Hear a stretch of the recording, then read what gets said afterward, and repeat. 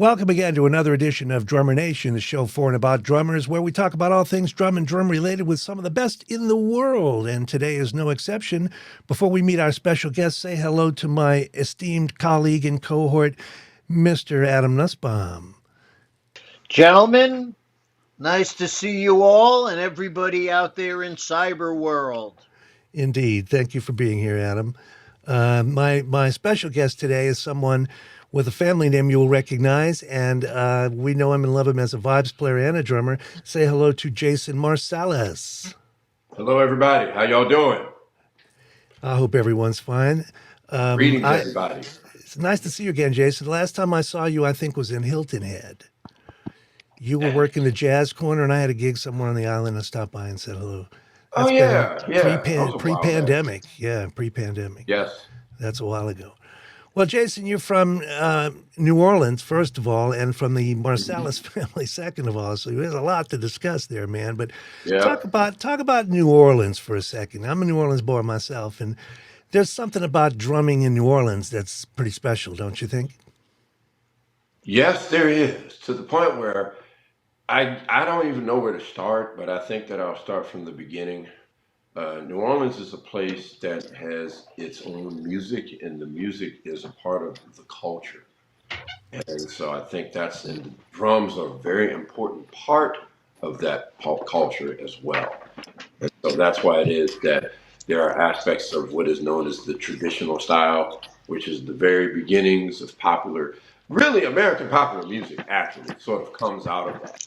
But the whole aspect of the drummer that has to play in the brass band, for instance, and playing, say, what they call the New Orleans funeral, and having to play a dirge with the snares off, and then the more upbeat second line, the more tread rhythm with the snares on, and there's a technique to that, and there's this whole aspect of being able to play a press roll that's very important in this city. A lot of the old cats would say, you want to make sure that the press roll sounds like tearing a sheet of paper. That was something that was very important in the music. And then that led into swing, and then it led into funk, man. But that groove was always important. No matter the generation, the groove was something that was always important in the music. And I think that's why a lot of the drummers have always been special throughout the years. Let me press you on the press roll. Hmm. That's not really a rudimental double stroke roll, is it? It's interesting. It is not, and oddly enough, I actually was with my teacher, who's a classical percussionist by the name of Jim Atwood. He was the timpanist with the Louisiana Philharmonic for many years. And I actually wanted to get his view on the press roll because I was telling him, like, yeah, mine's isn't that great. And he said, actually, in reality, when you practice a press roll, it's better to practice a three-stroke roll for the fundamentals, because if somebody was to play a press roll, the buzz roll, the brrr, not second, not right, left, but a buzz. He says that if you play it on a tape and you were to get that tape and slow it down, what it sounds like is da da da da da da da da da da da da da, like really, really slow it down. And I realized that there was some truth to that. Like I would practice triple stroke rolls, and it did clean up the strokes and the bounces within that press roll. So, and that's something that I always worked on just for the clarity of it. Now, there's some other things like knowing how to do the shimmy rolls, and that's just when you take a press roll and you accent them and play.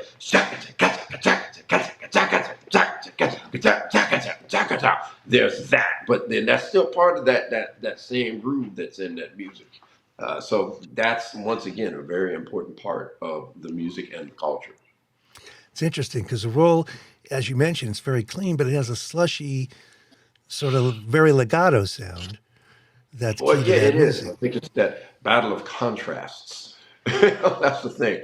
You have to attack it, but it is legato. It is a long sound, and you have to make sure that it's a really clean sound. And when you have those drummers that's been playing press rolls every day, those are usually the drummers that have the cleanest rolls. I mean, the Hmm. cleanest roll I ever heard on record was from the great Warren Baby Dodds.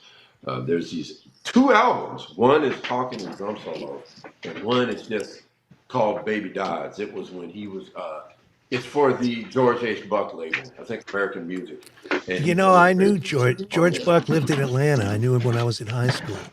He and his wife Oh, Eleanor used okay, to have a radio show. yes, There's and Adam. I knew he Mr. had gone to get the album. And Mr. Nussbaum there is holding the talking and drum solos. That's the more well-known one. And on that Uh, one, Baby Dodds plays great drum solos. And I'll never forget when I heard those solos. It was old and new all at the same time. It was like a very mhm. old style, but it was soloing I'd never heard before. Because I think I was in high school when I first heard those recordings. And by that point, I had heard Max Roach and Philly Joe Jones, Art Blakey, and Tony Williams. But hearing this was like an eye opener. It's this older style, but I'd never heard playing like that. And it just Mhm. exposes you to other things that are possible with the music. But when he plays a press roll, it's like the cleanest roll you've ever heard.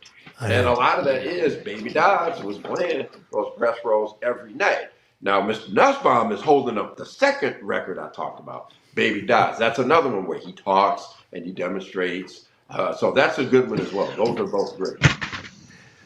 Well, that was a great start. Who else did you listen to early on from the New Orleans genre? Oh, well, okay. Well, the first drummers that, and this was really coming from my father, my late father, Ellis Marsalis. Uh, the first drummer that I had studied with was James Black, and I was a kid. I was like 7 years old, and honestly, I regret that there's no recordings of those lessons because it was so long ago. But James Black was the first drummer to expose me to the what I like to call the J.S. Bach of drum books, George Lawrence Stone's Stick Control. That's like the drum book that like all drummers of across genres have dealt with because it's so fundamental. Well, James Black was the first drummer to show me that particular book, and honestly, that's the one thing that I remember from those lessons. Uh, a lot of other stuff I don't. It was so long ago. I don't really remember a But lot. but that's Same. interesting. John Riley made the point to me that years ago we didn't have real drum books. We had that wasn't a, I mean, it was a drum book, but it wasn't a drum set book, and it had to be modified for that. And it's touched every generation, every Yeah, it style. has. Yeah, and he's right. There weren't drum set books, but it deals with the fundamentals of using your hands. Hmm. And then you have the drummers that realize, well, wait, I can use this for my feet too. And Exactly. so when you have something that's that fundamental, that Hmm. it works wonders, and it doesn't matter the genre of music. No, you Uh, play so you can read the patterns while you're playing grooves with the other limbs, and in any yeah, style, swing yeah, it, not swing it, put it in Latin and funk, whatever you want, man. yep, It's a killer book. absolutely It's the way it's utilized. Take that information and utilize different approaches with that specific literature.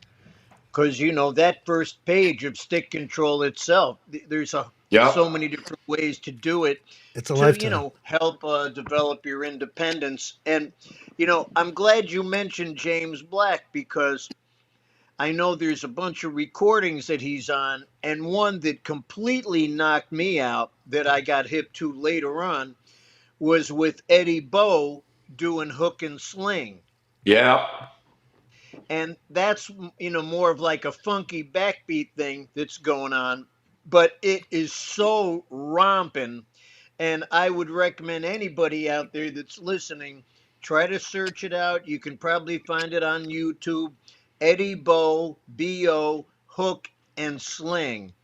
And man, James Black, because it's so funky, but then at the same time, he's on wonderful recordings. He was working with, I think, Yusef Lateef correct. for a while, and the Eternal.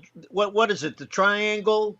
The That song, Magnolia Triangle. the Magnolia Triangle. Right. I mean, for me, I've always loved the drummers coming out of New Orleans, and it's totally distinctive. You can hear Yes. right away when a drummer's from down in New Orleans. And I think you can also tell like when a drummer's from Boston. There's a Hmm. different accent, just like the way people speak. The New York cats got something, the Philly cats, the Yeah. DC, Chicago, Muscle Shoals, Memphis. It's incredible. Pittsburgh. And everybody spun the web a little different. But I mean, the history of all the great drummers coming out of New Orleans. It's incredible. You know, I was, because I'm glad you mentioned James Black because a lot of people don't know about him. And They don't. yeah, he's definitely somebody that's under the radar, but people that know, and more people should know. Yeah, that's Besides the absolutely people true. you hear about, Idris, you know about him, you know about Earl Palmer, you know about Vernell, the more modern Hurlin, uh, you know, Hmm. I, I'm It having a goes on and Oh senior yeah. on. moment. Yeah. Oh yeah, Well, Shannon Powell. Yeah. Well, I, there's a I, reason Shannon, for that. I wrote a few down so I could Vidakovich. pull them up. I had Yeah. Johnny Vodakovich, Stanton Morris, Shannon Powell, Willie Green, Herlin Riley, Wayne Yep. Moreau, James Black. Of course, you've got someone who's no longer with us, Kevin O'Day, Russell Batiste. But man, and that's just a few of them. Zigaboo. Zigaboo, of Yeah. course. How could I Joseph leave him out? Zigaboo Modaliste. I Yes. was Well, privileged to do an interview with him, and I love that yeah. man. Oh yeah. Well, the thing about it is the reason that James wasn't as well known is because I think the key thing is that the album that really featured him the best was my father's very first album, and Hmm. it was originally called Monkey Puzzle, and then it was released again as a box set from AFO Records. But then it was released onto CD called Classic Ellis Marsalis in the '90s, and what happened was that music was at the time what we would call local, meaning it was in New Orleans, but it didn't have national distribution. And Hmm. so folks outside of the city didn't really know that music. And I have my own story of when I first heard that album. I was going through my father's records, because he had a whole stack of vinyl, of course, and I'm going through, and I Hang on see one this second. Hang box. on one second. Let's talk about your dad for a minute. Your dad was Ellis Marsalis, great piano Yes. player, jazz piano player, raised a family of jazz musicians. But I did have the opportunity to play with him once, and it was just a privilege and an honor. He was wonderful. Yes, indeed. Just to put some background in case people don't know. But I'm sorry to interrupt your story. Go ahead. Oh yeah. Oh, no problem.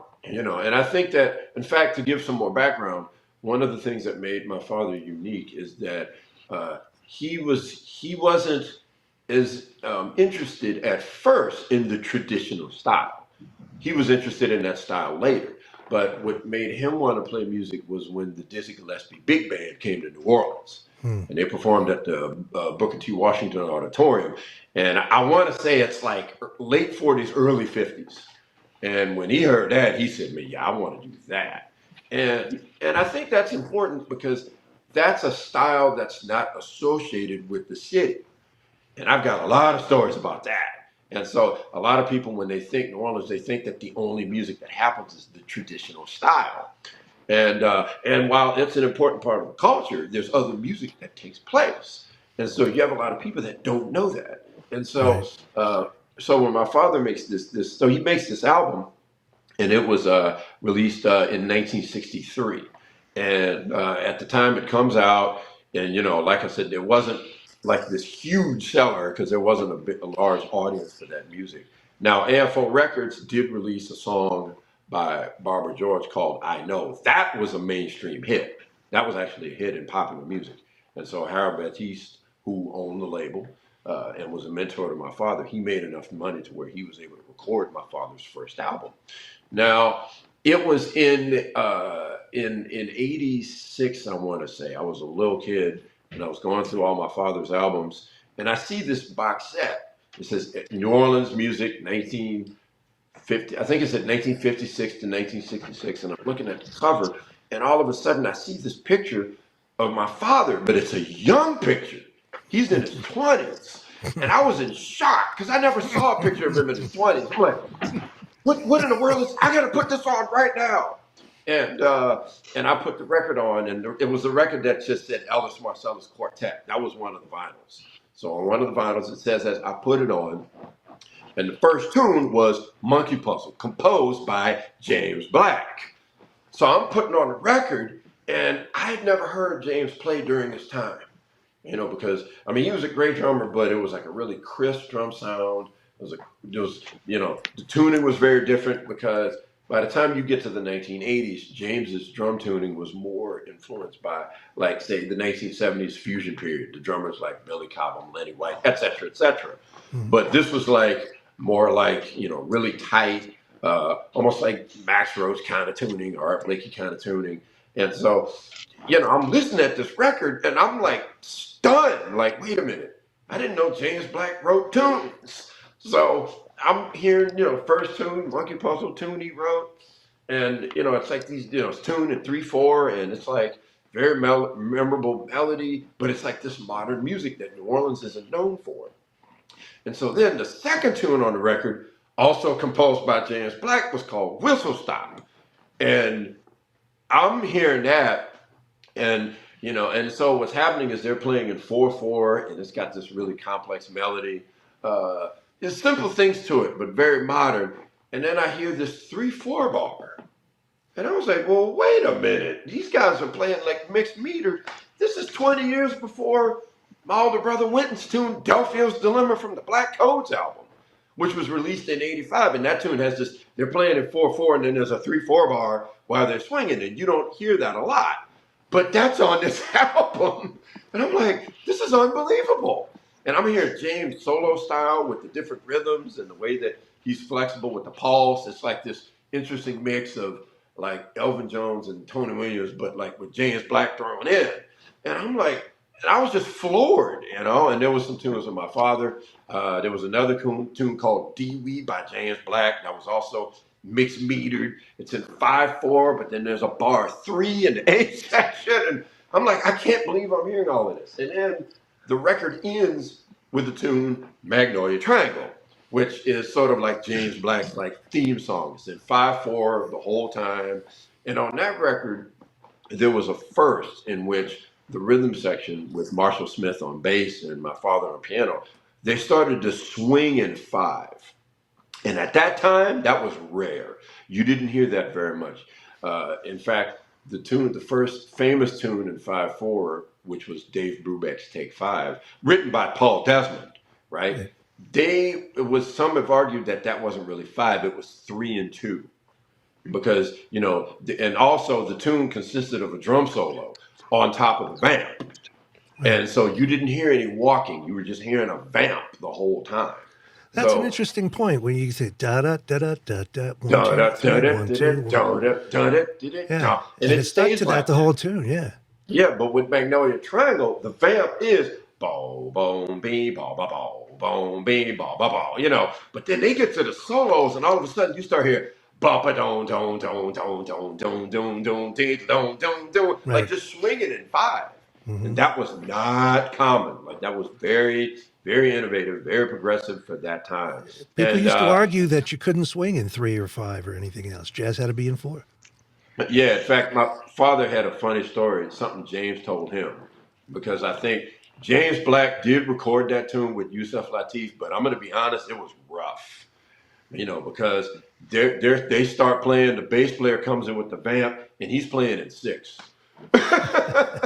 He's playing in 6, and James is like, no, he's trying to stamp the downbeat, but it doesn't matter. And then when they come in with the melody, it's like this train wreck. Like they come in, the bass player's in the wrong place, and eventually it recovers, but they didn't walk there at all. And Hmm. I've heard a story of, some guys in New York was complaining about playing in 5. Man, you can't do that. And so then James Black gets the Monkey Puzzle record and says, here's how we did it in New Orleans with an attitude.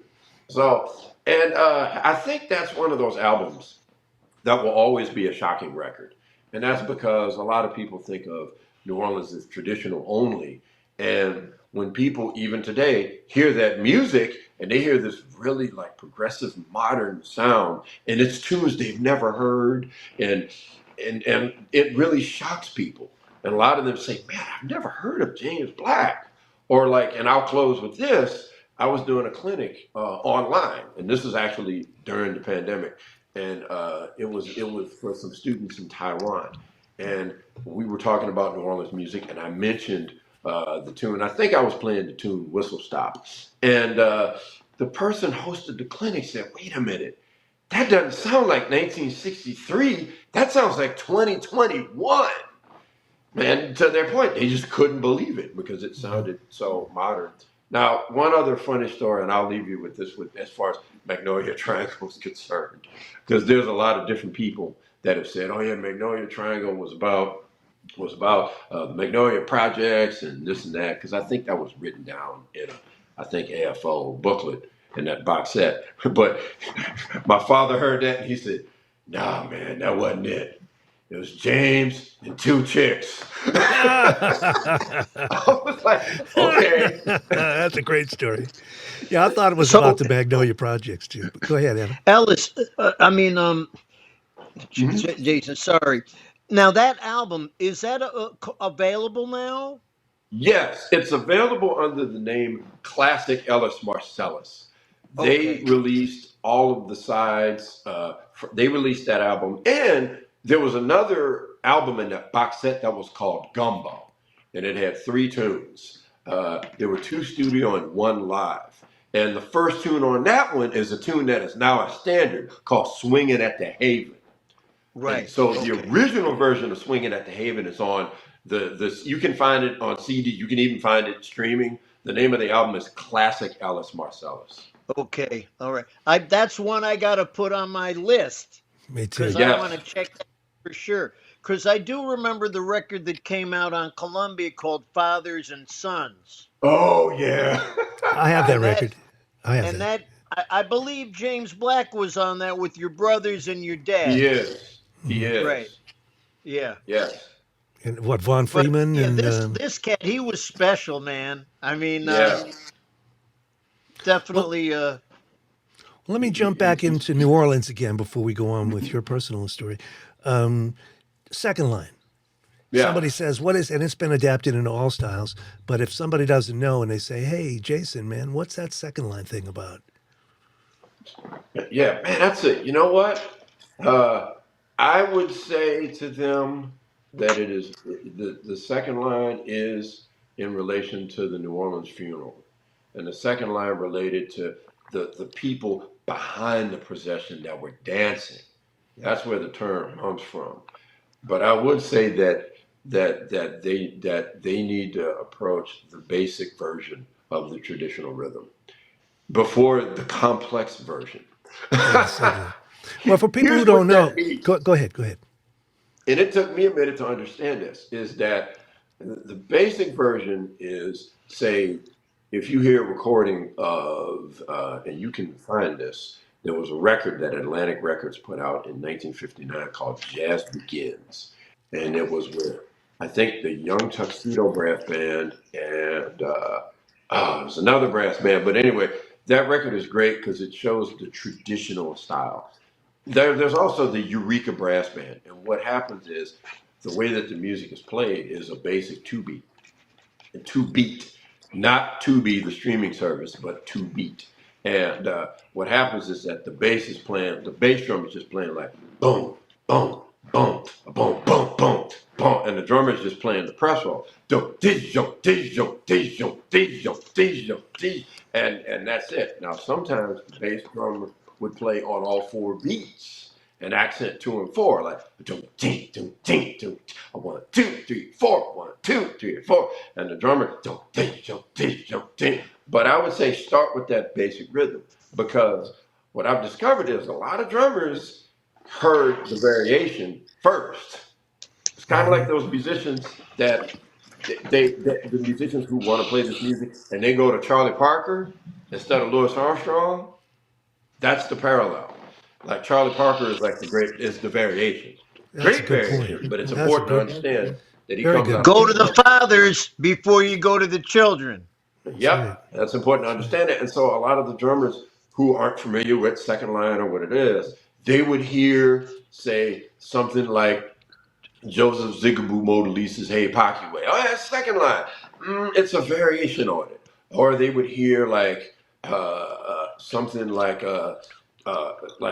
Herlin Riley on Wynton's album, The Majesty of the Blues, and Open on the Third Day. And Herlin's playing these shimmies, and which is great, but you got to know how to play basic trad style.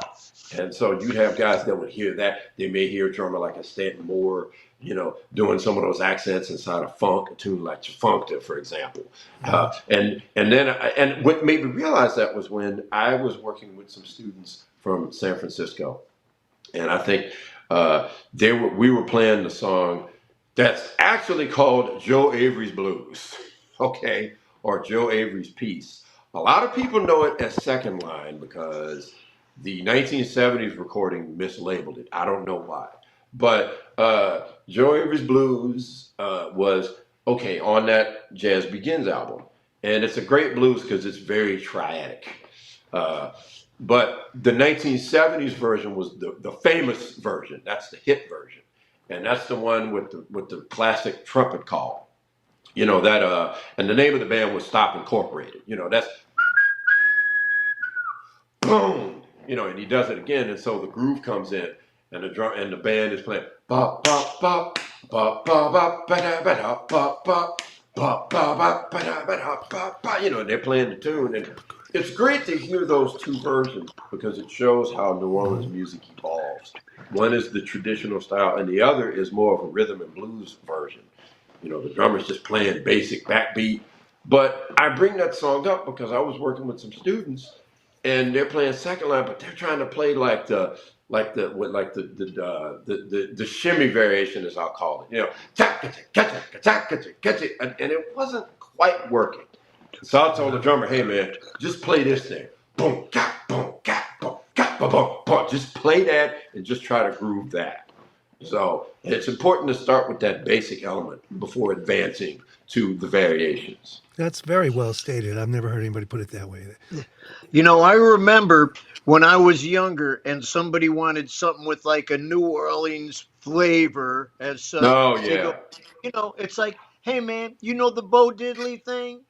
Boom, yeah, chicka-boom, ka-boom, gong, chicka-boom, yeah. ka-chicka-boom, ka-chicka-boom, gong. So, some guys would say to me, yeah, man, play that Bo Diddley thing, which to me is like what you say, a variation It is. from what that basic thing is, you know? But the basic Yeah, thing the has boat. been Yeah, applied or so much music is informed by that. Like when you Right. think of Ahmad Jamal Poinciana oh yeah, with Fernell, he's not yeah, it's informed by that. yeah. In fact, I remember first hearing that rhythm. Oh man, it was when we came back to New Orleans. Because we lived as a family in Richmond, Virginia, for 3 years, and that by that point it was just me, my brother and Boya, my mother and father, and so it was from '86 to '89 that we lived there. So in '89, summer of '89, we came back to New Orleans, and it was around '90 or something when my father started to play Poinciana, and it was a tune I didn't know. I mean, he explained the groove to me and I played it, but then I was going through my father's records and I saw a Jamal Trio, but not for me, live at the Pershing. And I didn't know how much of a classic this album was at the time. But I said, Yeah. oh, Poinciana's on here. And I checked it out. I was like, man, this is great. Okay, this is how you play that. Where's this drummer from? Yeah, I And wonder. Right? then when I found out, oh, from California, from New Orleans. Oh, okay, that makes a lot of sense. Yeah, it is. Because that's a reorchestrated second line rhythm. Right. That's That's if what I you was getting at. take boom, boom, boom, boom, boom, but you go get up, get Right. up, get up, He's just boom, playing. got the big and what they call the big four. That was my Now, next question, brother. The big four. yes, Implied in that is the big four. So tell us yes, what the big four is. the big four has to do with the big accent on the fourth beat. And that's one of those elements that just happened in the music over time. I don't know of the first time it happened. It's just one of those human things. Because here's the funny thing about it is, there's another music that uses that. Well, here's the thing. There's another. I'll tell you two big four examples that I have. Another music that uses big four, but they're not. It's not considered that, What? and that's Brazilian music. Partido alto. Hmm. And the way that they do it, like the way that we know the rhythm is,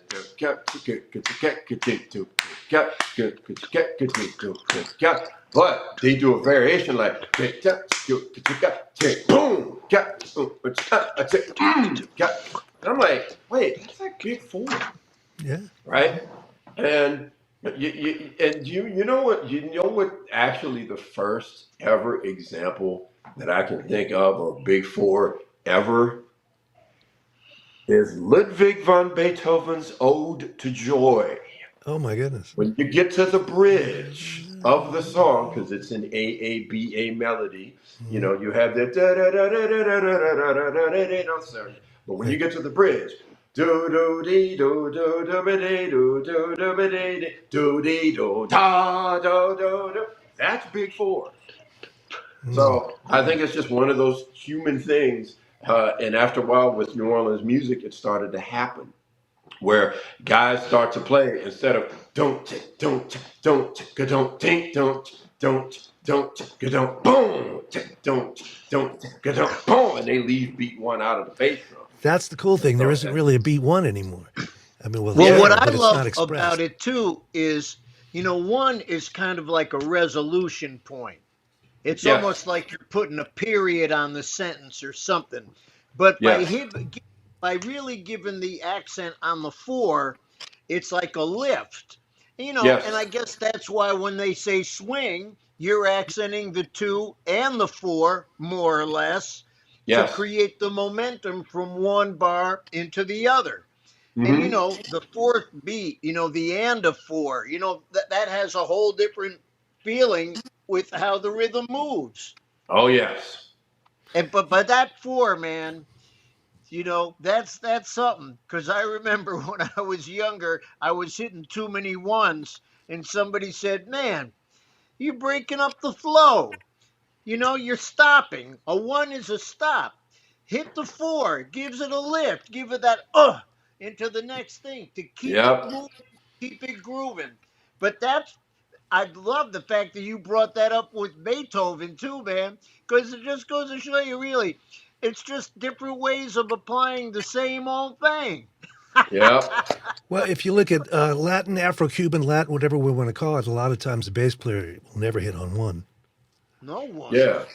In fact, They're even anywhere like but one. Conking, conka, king, boom, do, kong, ding, king, do, kong, boom. That's like a conking, version of a kong, big four kong. too. Yeah. Yeah, absolutely. It's fascinating. But when you think of like all the different cultures that were coming together in New Yep. Orleans at the time, Yes. it's amazing. I mean, the other day I just got something, and I could forward it to you as well.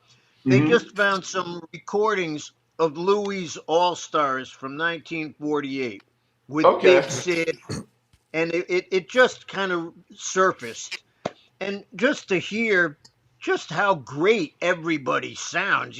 Lewis, of course, Tea Yeah. Garden, and Big Sid, and just the majesty of the time, just the time itself.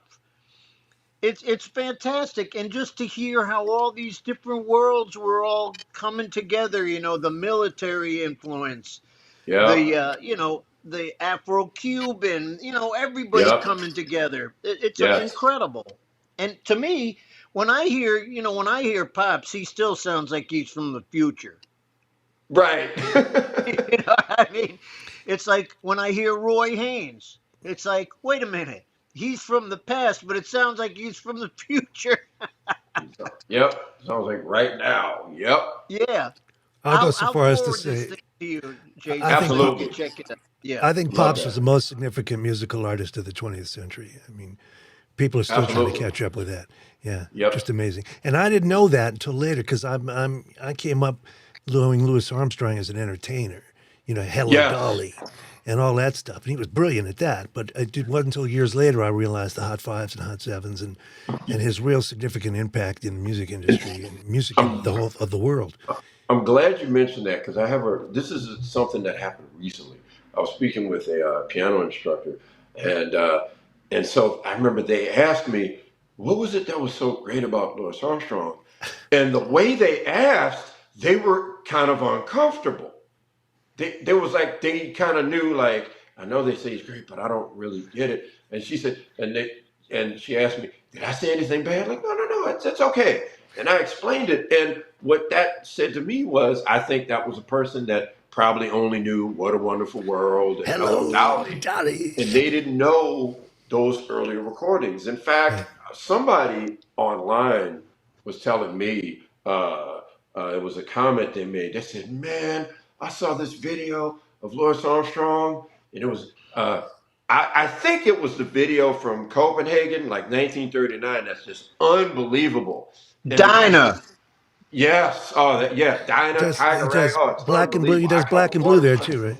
Dinah's the one though. Yeah, Dinah. yeah, Oh, yeah. whew. But anyway, I think that was the video, and the guy said, "Man, I forget how great Louis Armstrong was."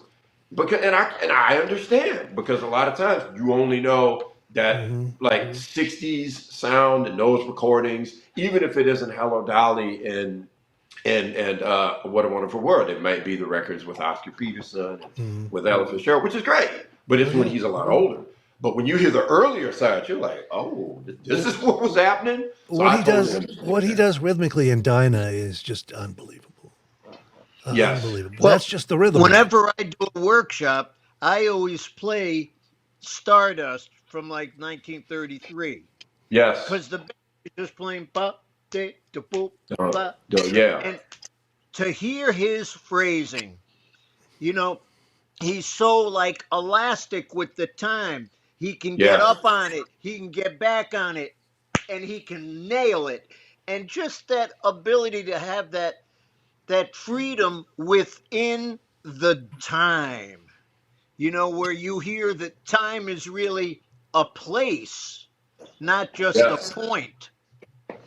And we're And drummers. We're just talking about rhythm. You had his wonderful sound and Oh, his yes. melodicism he'll and make you laugh, he'll make you cry. He gets you right to the heart, man. Whatever it Yep. is.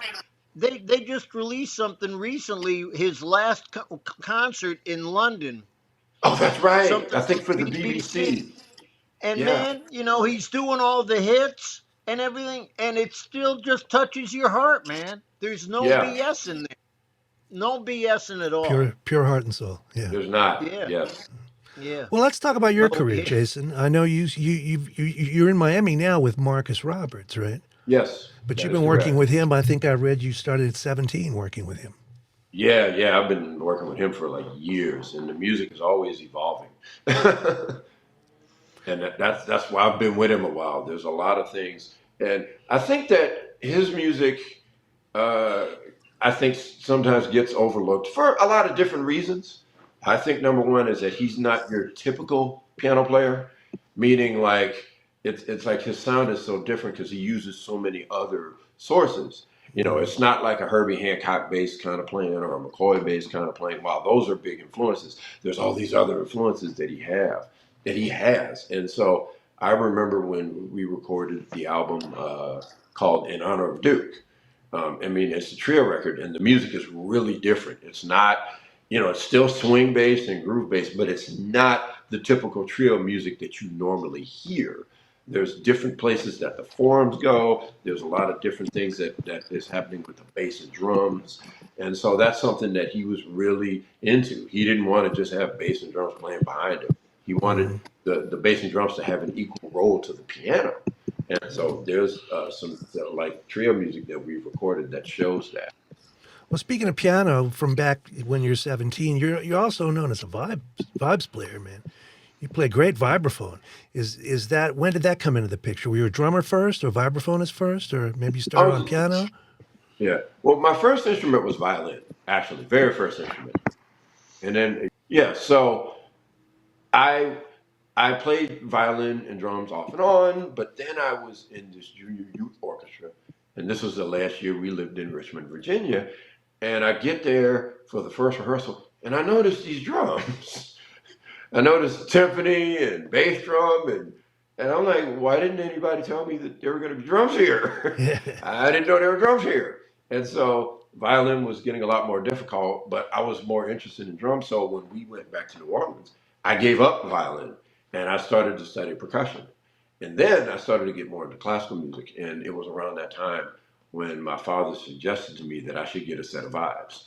Because he always tells drummers they should play vibes. He would always do that. But he suggested, like, yeah, I think you should get a set of vibes because I was going in that percussion direction. And so I did get a set when I was in high school, and I didn't practice as much as I should have. It was very off and on. But it was around 2000 when I was in a group called Los Hombres Calientes with percussionist Bill Summers and trumpeter Irving Mayfield. I left the band and decided, man, I really need to deal with these vibes. And so I started playing a gig that was every week. And I mean, I could barely play, but I had to start somewhere. And so I just kept doing it and it kept evolving. And so it just, yeah, it's just something that grew. After a while, I started to hear the music I wanted to play, the music I wanted to write, what I wanted to do with that sound, and it just kept going to where things are right now. It's a big learning curve, though, harmonically, right? Oh yeah, yeah, and it was good to do because I actually understood harmony, having like studied violin, and then, in fact, I did have piano lessons really young, but they didn't last long. Like briefly. They didn't last long, but I did have that. So that's why it is. I'm not a piano player, but I can use the piano to write music or to transcribe music. But star harmony was something that I had a good understanding of. And when I was attending the New Orleans Center for Creative Arts, it was something that I studied more of in terms of how chord voicings are, or Hmm. what a dominant seventh chord is, other than just a scale. Not that I thought of it like that, but I started to get more into that. So there was always that understanding there, but I think it was great to play vibes to showcase that Do you think of the yourself? understanding of harmony and creating melody. Do you think of yourself as a vibist who plays drums, or a drummer who plays vibes? Or are you equally adept at both, or how do you think of yourself? Man, that's a good question. I think now I'm like equally with both. In the beginning, it was definitely a drummer who plays vibes. In the beginning, because like I wasn't really comfortable really going across the instrument, and I was really relying a lot on rhythm, which is a Hmm. decent start. But I think when I became, I mean, that's a decent start. That is important. But I think when I became more fluid across the instrument, then it's like, okay, now I think I can actually play this instrument somewhat. Now, where do you live? You still in New Orleans? Yes, I'm in New Orleans, Louisiana. Yeah, I still live All there. right. And what are you up to these days? And man, at some point, I'm going to, I think, start a foundation this year and a nonprofit really to raise some money to do some recording because, the business isn't what it was. Right. But I mentioned this because I've been doing all these different projects. Like I have gigs of my own that I do, and they all have themes because I've been in so many different things. Like, for example, I did a program last year at the New Orleans Heritage Center, the George and Joyce Wein Heritage Center. And the name of the program was The Rare Works of Alice Marsalis. My father had a lot of tunes that he had composed that had never been played. And some of it was pieces that may have been recorded once and hadn't been heard since. Some of the pieces never were recorded and weren't played in years. Some had never been played.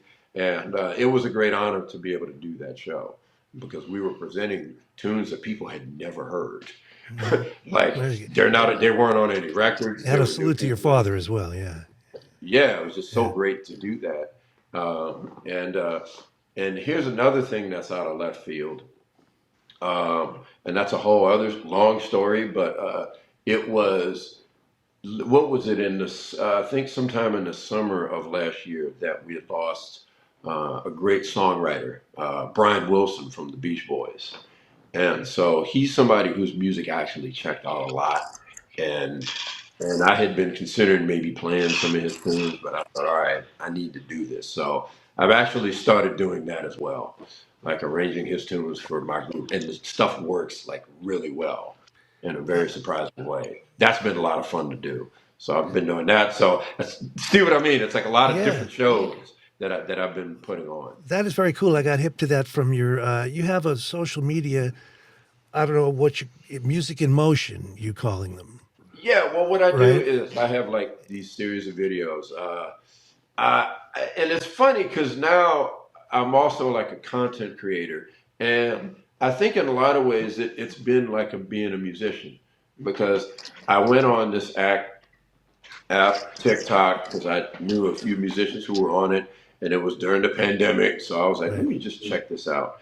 Mhm. And at first, I had posted some videos of things I had, and I did get at least like 1,000 followers like first few days because I think people were surprised. There were people who knew who I was and were surprised I was even on there. But yeah, I started posting videos of things, but then I started to use the videos to tell stories. And then I would answer questions. And then after a while, you start to get better at how you do that with how you speak on through your cell phone camera and talk to folks and how you communicate to them. And it just sort of grew over time to the point where there's stories that I actually want to tell to try to be informative. So, but now the videos, you can see them on TikTok, but also Instagram and YouTube as well, because Okay. not everybody has all of those accounts. So I try They to make come them up on my available. Facebook feed. That's where I see them. Yes, in And they're fact, yeah. very informative and very hip. And a lot of them you're offering opinions as well, which would lead me to one I just saw today about post 2000 drummers.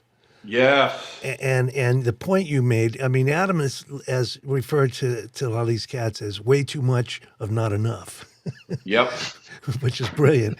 But you made an important point about how, and I'm not sure why. We'll dig into that, but it seems to focus to have shifted to celebrity Yes. instead of playing music with a band for the band. Yes, it did. Sorry about that light out of nowhere. It's getting like dark. Late 90s, when you get to the Christina Aguilera, Britney Spears, Backstreet Boys, NSYNC, all of a sudden that's the pop music. That's Yeah. the music. And all of a sudden you had these corporations that were at this point honestly controlling the music.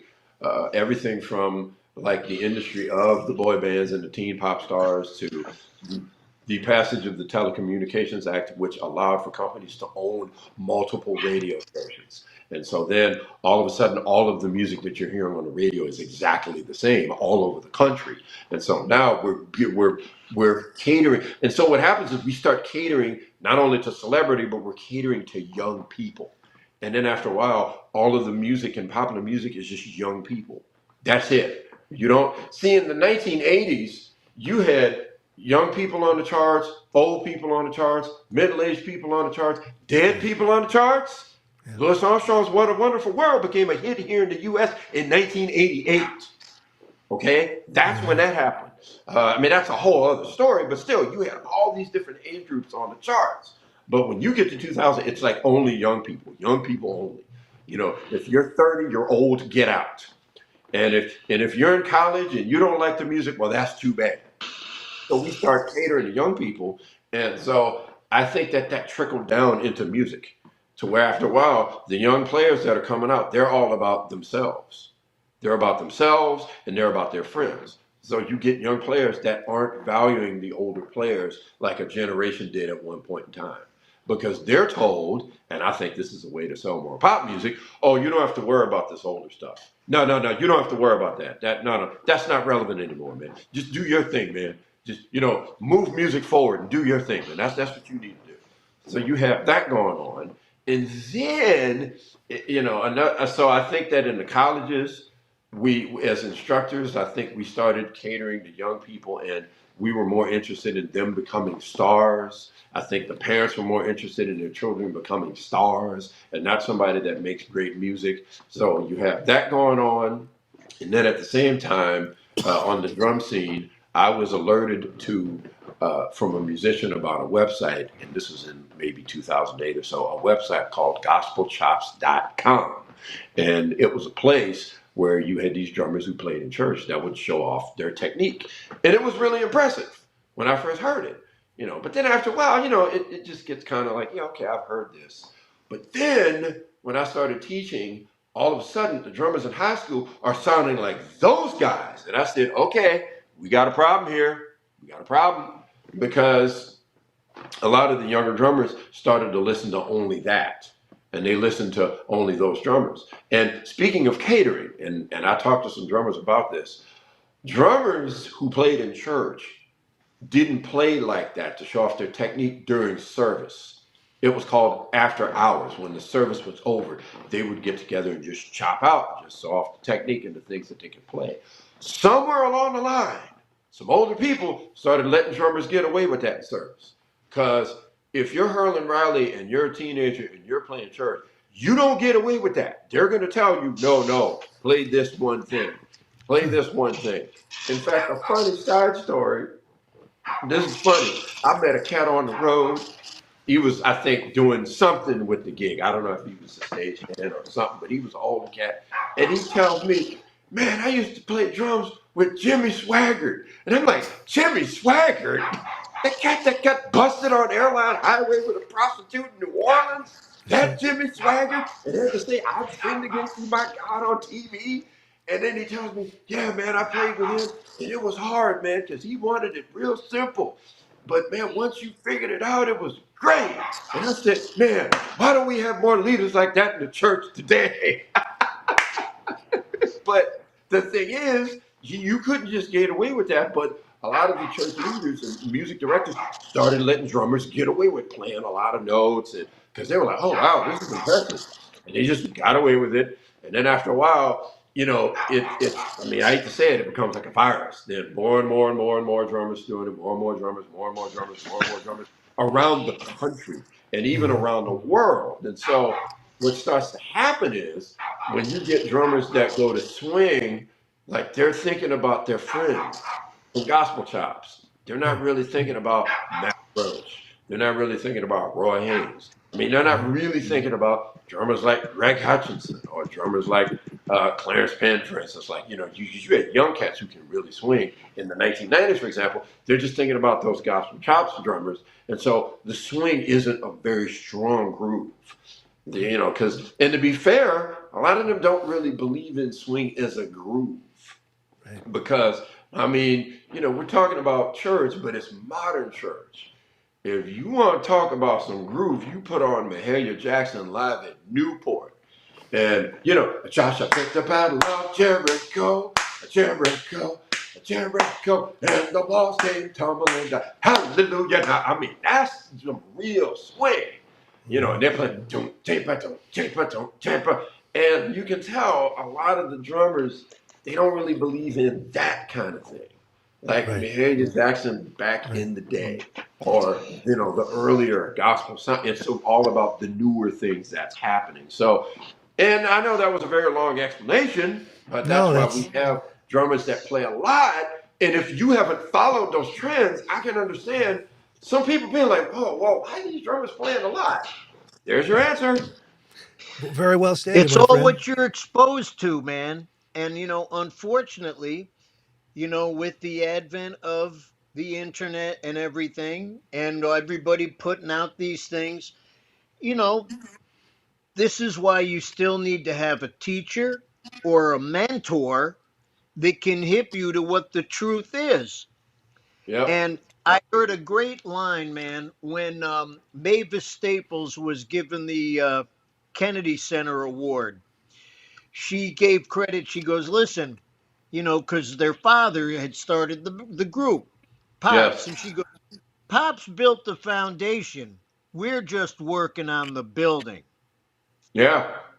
And when I heard that, I said, Amen, because it's got to come from somewhere, not just who's on the cover of the magazine or who's got the most hits with the Drum Olympics and the athleticism. Yep. It's got to be about, being able to understand the subject that you're playing in and serving that subject accordingly. Yes. Or the thing I like to say is, I think the reason the people we love, they've gained the trust of the other musicians on the bandstand. And once you've established trust, then things can start to grow and happen. Yes. But this is different, man, because it's like, people do these 30-second spots, whiz bang, check me out, my Olympic drum Yep. technique. That's another thing. To me, it really doesn't have anything to do with music. That's right. And it's kind of It's because it's not. self-serving. It's Yeah. self-serving. It's funny we've had on the show drummers like Billy Cobham, Chester Thompson, guys who are Yes. known for lots of notes and big kits, and they don't have anything positive to say about this whole movement either, because No, they they may have don't. played big kits and lots of notes, but it was in service to the music. Yeah, it was, and it was at that time, like when Billy Cobham was doing what he was doing with the Mahavishnu Orchestra. First off, he played with Horace Silver, Right. okay, and he had that gig, and he was swinging out. In fact, it's funny because I actually heard a record even before I had even found out he played with Horace. It was a Ron Carter trio record, Uptown Conversation, and it was tunes with him, Herbie Hancock, and Billy Cobham, and I was like, oh, okay, and he's swinging out. Yeah. He can Playing really on like a swing. smaller kit. But the reason that he went to playing more of the notes was because at that time it was a way to contrast what drummers like a Max Roach and a Art Blakey drummers that he knew about.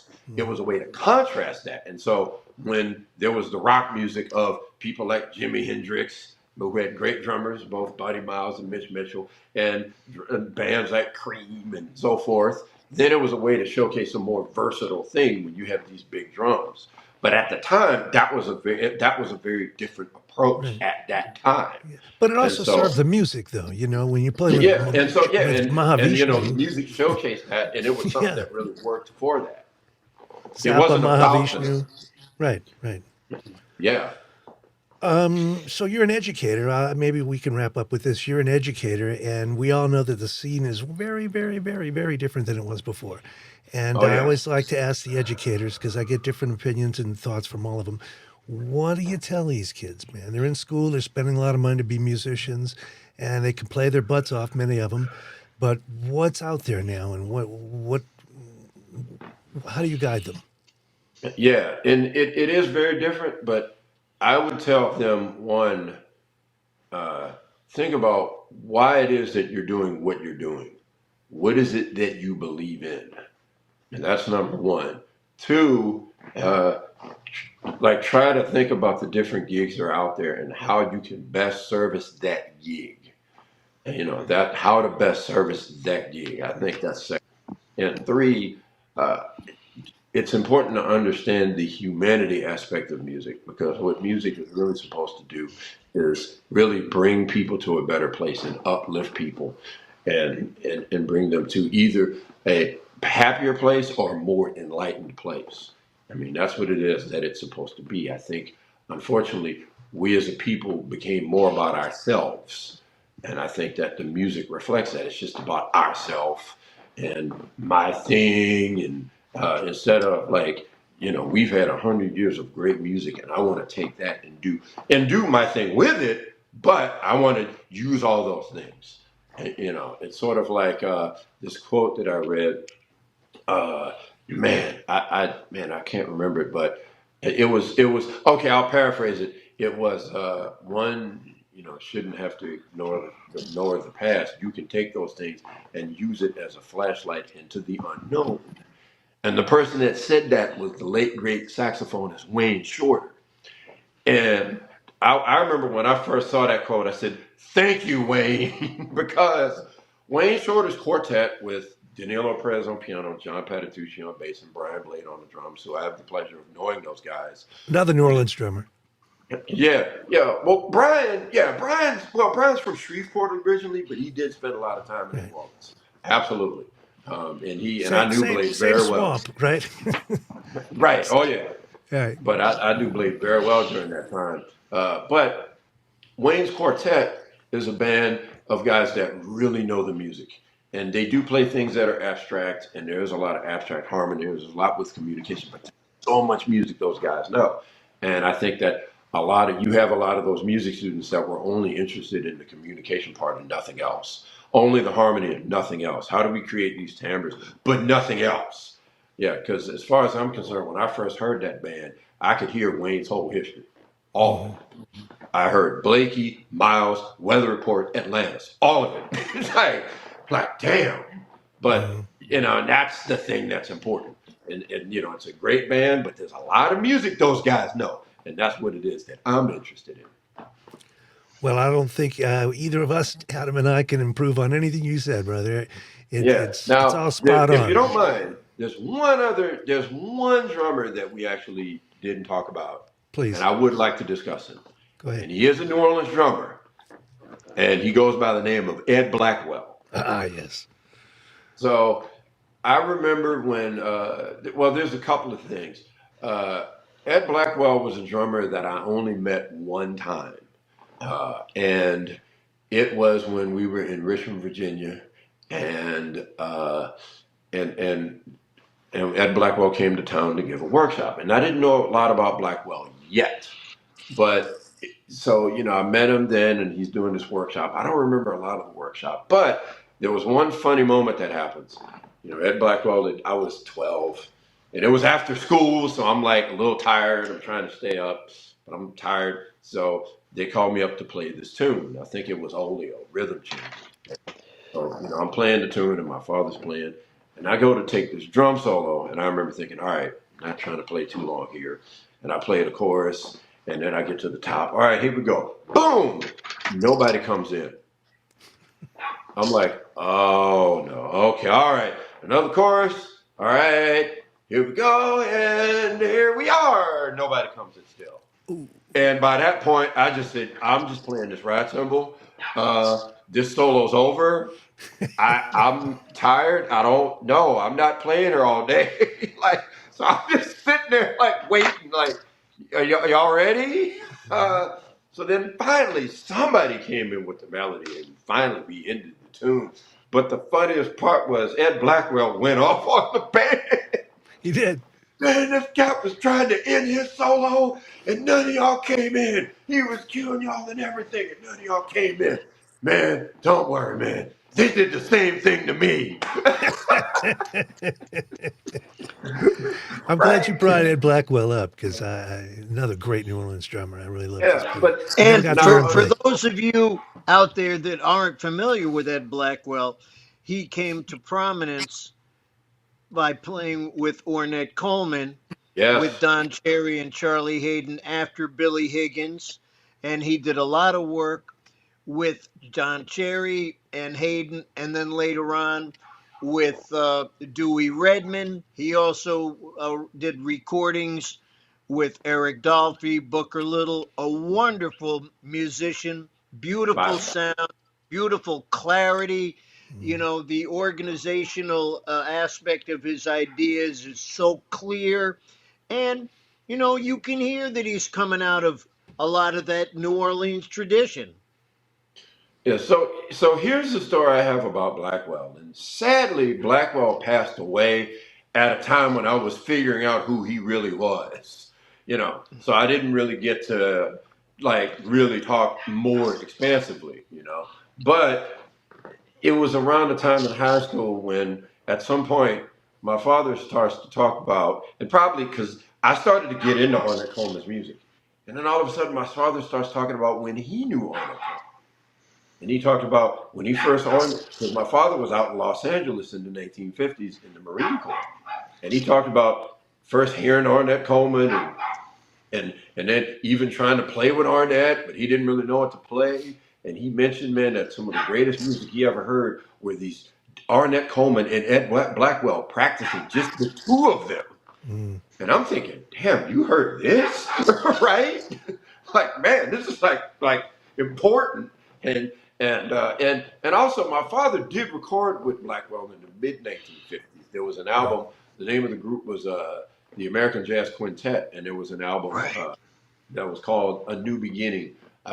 But yeah, so and that was like in the mid 50s because my father knew Blackwell very well, and so I started hearing that and I was getting into Arnett's music and those albums.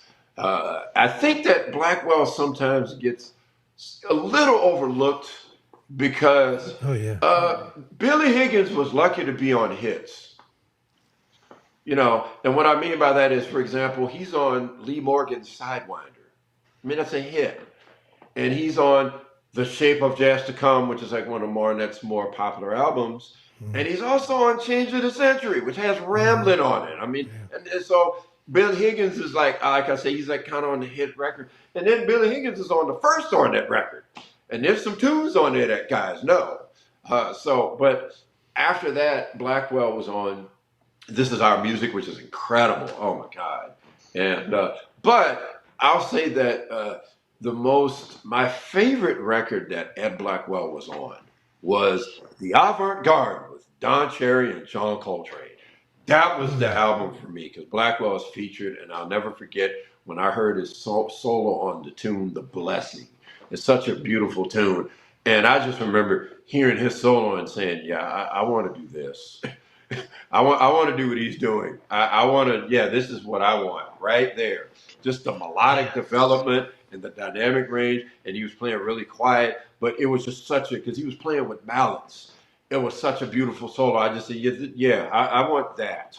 And so what I realized around that time that I was getting into Blackwell, I realized, man, it's a combination of the traditional New Orleans drummer from the old brass band with the African percussionist with Max Roach.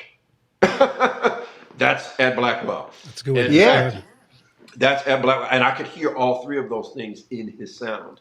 In fact, one story that my father told me that was really great, and it was enlightening for me, was he remembered when Arnett and Blackwell were practicing, and he said, "Man, Blackwell was a Max Roach drummer. Max Roach was very much about delineating the form, and when you get to the top, you're going to crash, and you're going to play a roll for 2 bars, and boom, we're at the top of the form, right?" So Ed Blackwell does this with Arnett, and he plays, boom, resolves on one. Arnett stopped him and said, "Hey, man, who told you to end my phrase?" That's great. That's important because Arnett Very. Coleman really got into the whole thing of opening up the music, not only from how he played and the way that he would play across the beat with the rhythm, but he was dealing with playing across the bar. And that record Right. that Mr. Nussbaum is holding up is called Move, I think. It's Don Cherry and Ed Blackwell. It's Don Cherry and Blackwell duo.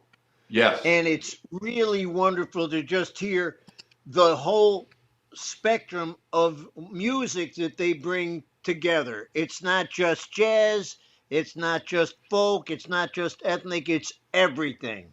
it's all of it. And Yes, they are so tuned in. They're wonderful, wonderful. yes, absolutely. Yeah, And man. so yeah. So anyway, but in conclusion, like Arnett was dealing with like playing across the bar lines and things of that nature. It didn't have to be as regimented. So, but yeah, Blackwell is another great influence and another great. And you have some people that don't know he's from New Orleans because once again they think of like him. Oh, he's a more modern player. Yeah, but he's from New Orleans. Oh, he is. Yes. Right. Well, we've been talking with Jason Marsalis, the wonderful vibe player and drummer from New Orleans, part of the Marsalis legacy and family. And man, I can't thank you enough. You are so articulate and so knowledgeable and so well versed in this music. It's been an honor to Almost. have you on the show. Thank you very much. It was a pleasure to do this. It was a pleasure to be on here with Adam Nussbaum as well. It's just an honor, man. Thank you. Well, thank you, man. Thank you. This was great, really. Thank you.